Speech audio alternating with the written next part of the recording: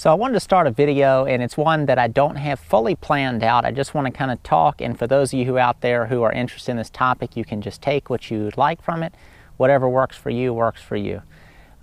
Basically what I'm talking about is what it is that I've done so far to be able to live a debt-free life. I'm 29 years old, and I have zero debt, and I've never had any debt. Now, there's going to be certain things that people have gone through in their life that they're not going to be able to do that, or they're not going to be able to start off that way, but you can always get that stuff straightened out, and then from that point forward, start living in a way that just doesn't cost you more money than you can make. That's really all debt is from people taking on a lifestyle that is beyond their means. And that's not to say that all debt is totally bad debt, but most of it is avoidable. Cars, houses, your education, all those things, if there's certain sacrifices you make, you can avoid going into extreme debt. And that debt is not just the amount you borrowed, it's the interest involved too. So if you've never looked at, for example, if you buy a $100,000 house, how much the actual interest on that house is going to be after your 30-year loan, it's astronomical.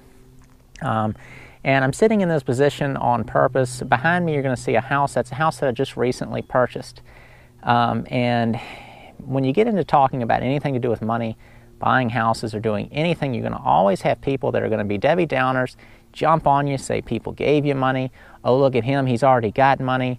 Oh, I thought all he did was made furniture to make money. Oh, he's selling and buying houses, renting houses. You're going to get everything in the world. And all that in most cases is 100% assumption, because none of you out there know me personally, so don't make an assumption based on what you see or think. Just listen to what I'm telling you and take it at that.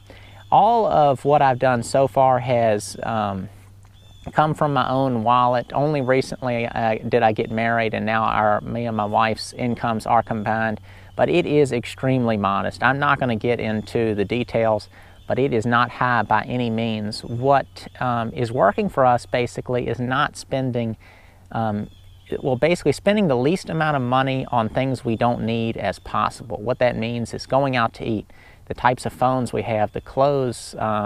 That's the perfect thing to say. My wife made this shirt, and I bought my pants at Goodwill, and the shoes that I'm wearing I bought 5 years ago, and I still wear them.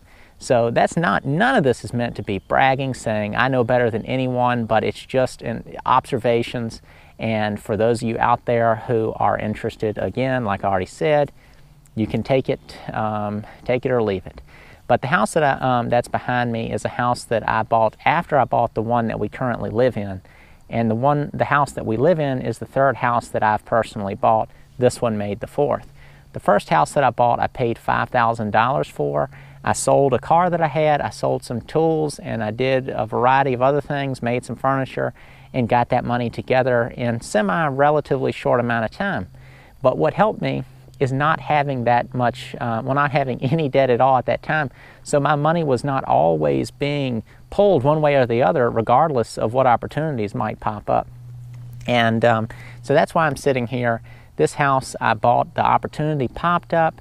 Well, it didn't so much pop up as I made the opportunity happen. This was a house that wasn't even for sale, and I contacted the buyers, the person who owned it, and asked them if they'd be interested in selling it, and over several month period of time kind of made a deal with them and ended up buying it for an incredible price, especially when considered the options that I have with this house. The house is on 5 acres in the middle of the city. That's a pretty unique thing to have. And as you can see, it really has this kind of country feel. I'm not sure how wide the view is right now, but it's at the end of a dead-end street. So it's a really nice little situation. It's 1,600 square feet, 2 stories, 1 bathroom. And I'm going to go in there and I'm going to completely kind of redo everything and get it looking really nice, clean up the outside, the landscape and all that. And then from there, I've got to decide what to do, whether it be me and my wife live in the house and build a workshop in the back, or go ahead and sell it and then move on to the next thing. But regardless, it just gives us options, and setting up our lifestyle previous to this has been what's made this possible, both of us being like-minded to not end up wasting our money. And some of the stuff's going to sound harsh. I think a lot of people, before they actually make that step to make those changes in their life, you're very resistant to it. I have certain things that I've done in my past financially that weren't really wise. I had a credit card once. Now, it only had a $1,000 limit, and I only had the thing for less than a year before I cut it up, and I said, this is not a good idea. But, I bought things that I didn't have money for. Again, it was on a very small scale. What I have always done is all my interests have always been interests that make money instead of costing me money. For example, my woodworking. That's what I went to school for, and while I was in school, I made pieces of furniture that I thought were fun. It was to learn. And I'm talking outside of school. This was just during the time I was in school. When I would go home, I would make different things, and I would sell that. So I was learning how to make things, how to design products, and then learning things about selling stuff and dealing with customers. So that is fun for me, and that just turned into a thing that's what I do now, and that's what's made me all the money that I have to be able to do stuff like this. But the biggest thing is, since my income isn't high, is making sure that I don't spend the money on silly stuff. Always spending your money on things that will make you more money in the future eventually will turn into something, even if it is slow. So that's enough talking to kind of introduce this idea. In my last Craftsman's Corner episode 10 video, I talked a little bit about getting into some of this type of topics like this, and so I thought this would be a good introduction, and I just got done filming the end of a video on the bench that I'm sitting on, and you'll see more about that in the future. So let's go ahead and take a closer look at this house just as an example for things that are out there that people can kind of look into doing. So here's the house, and I'm going to make this as fast as I can to where the video doesn't go on too long. Plus, we're going to talk more about this in the future. You'll see this house in future videos of me working on it on this channel, and then probably also the Homemade Home channel. But here's sort of a look around the place. Like I said, it's on 5.5 acres, I think is what it is. And the land comes down the side of the house right here, semi-close, and then it goes mostly in that direction. It's got a really nice big oak tree in the front yard. I do want to take off this big branch here, but that's about 4 foot diameter just for scale for you woodworkers out there. Like I said, this house is 1,600 square feet. It's got a beautiful front porch. The setting of it is great. I mean, I'm in the middle of the city, and it's really got this little country feel, which is perfect. I mean, I'm not talking about so much to live in it myself, but when this thing comes to sell, or not even involving selling it, but just the idea of this house, it really is a nice little place. Let's take a quick little lap around the outside first. I'm not going to get too into it right now. So all back down in here, and then there's about 3.5, 4 acres of it, around more like 4.5, I guess, or so. Yeah, down that way and kind of in the back here. It's got a little shed and all this stuff. I'm going to rent a little miniature backhoe excavator and just smooth all this down. Got my canoe back there. I got one of my other trucks in the back, the little small one you've seen in the past. So it's really handy. This one's pretty close to my house that I live in, so I'm able to kind of use this place to park things and keep stuff inside the house. Here's the back. It's my lawnmower for cutting the grass here under there. See, the back is in kind of rough condition. This house does need a lot of work, but it's going to be a very nice situation. A nice place once it's done.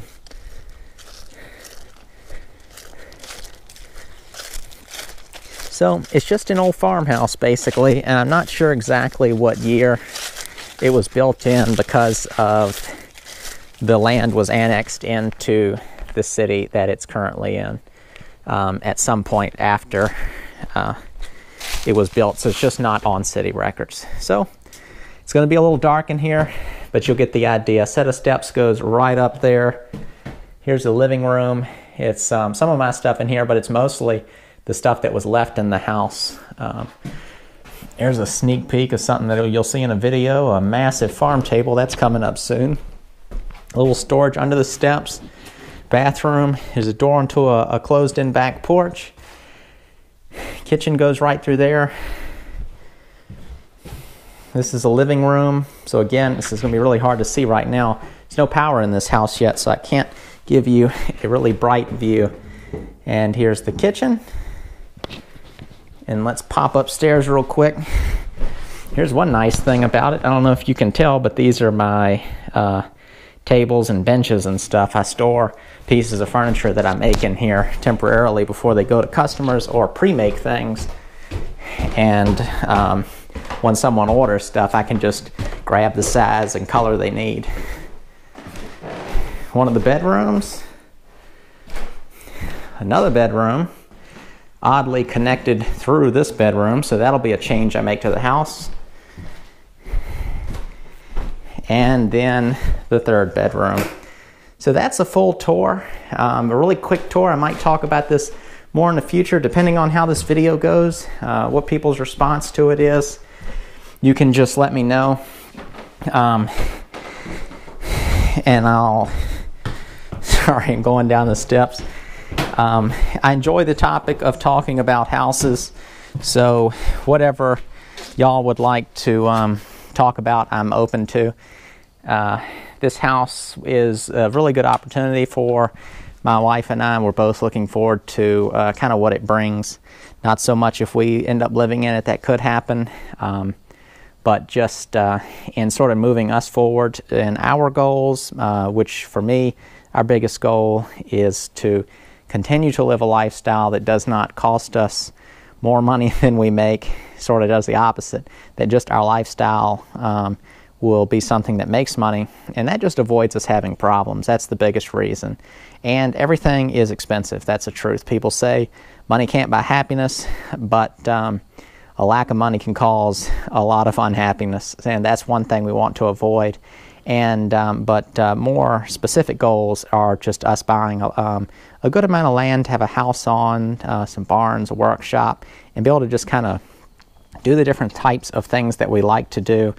And then, you know, I have my YouTube channel and talk about those things and build my furniture and sell it. So I'll have a variety of sources of income, and then continue to do things like buy, fix, and sell houses. And then as things move forward, be able to do bigger versions of those things. And it really is, I enjoy doing this type of work. I've sort of am new to it, although I've been kind of at this type of thing for about 5 years, trying to develop it sort of as a business. I have not actually sold any houses yet, but I own 4 of them. And all of them combined, the price I paid for all of them combined is less than some people pay for a used car. So it's kind of a vague comment, but it's true. It's definitely less than people are paying for new cars. And those types of deals are out there. You just got to get out there and find them. And this is just one example of something you can do. There's many more options other than real estate. Real estate is just something that's pretty much available to everyone that's willing to work hard enough to be involved in it. So that's it. Let me know what you think about this type of video, what kind of things you'd like me to kind of morph this type of video into, and I'll start putting something together in the future. Thank you all for watching.